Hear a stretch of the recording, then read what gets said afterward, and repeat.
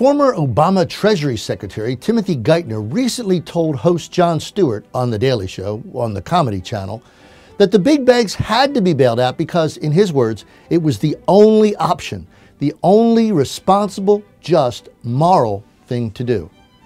His reasoning went like this. Obama, Geithner and Company had to protect the people from mass unemployment, which, he said, is what happens in a financial panic unless the government steps in and makes sure they try to keep the lights on, unquote. I want you to listen to what Geithner says next. Here it is. But that first obligation in a panic is to make sure you do whatever it takes to protect them from what we saw in the Great Depression, which was 25% unemployment and breadlines for a decade. Well now, what you just heard was Tim Geithner, on behalf of Barack Obama, eviscerate not only the Constitution of the United States, to which he took an oath before God, but also the law of nature and nature's God, which the Constitution and the Declaration of Independence acknowledge as the source of all law. First, the federal government is never authorized to, quote, do whatever it takes, unquote, in any situation. The federal government, like all governments everywhere, is under authority that limits what it can do. The first and by far most important authority limiting all governments is the Word of God. Please look at Romans 13. Secondly, in our country, the federal government is under the limiting authority of the U.S. Constitution, and neither God in His Word or the U.S. Constitution in Article 1, Section 8 authorizes the federal government to lend hundreds of billions of dollars worth of our hard-earned tax dollars to big banks. Period.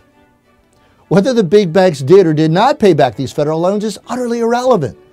The point is there was no authority for the feds to lend this money in the first place. Needless to say, Jon Stewart, no matter how clever or glib you may think him to be, did not raise the crucial authority question.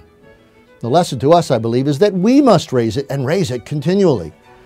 We should never blindly accept the perverse assertion put forth in this case by Mr. Geithner on behalf of Mr. Obama, that in an emergency they are free to do whatever it takes. I humbly suggest to you that this is precisely what George Washington warned us about in his famous farewell address when he said this. If in the opinion of the people the distribution or modification of the constitutional powers be in any particular wrong, let it be corrected by an amendment in the way which the Constitution designates.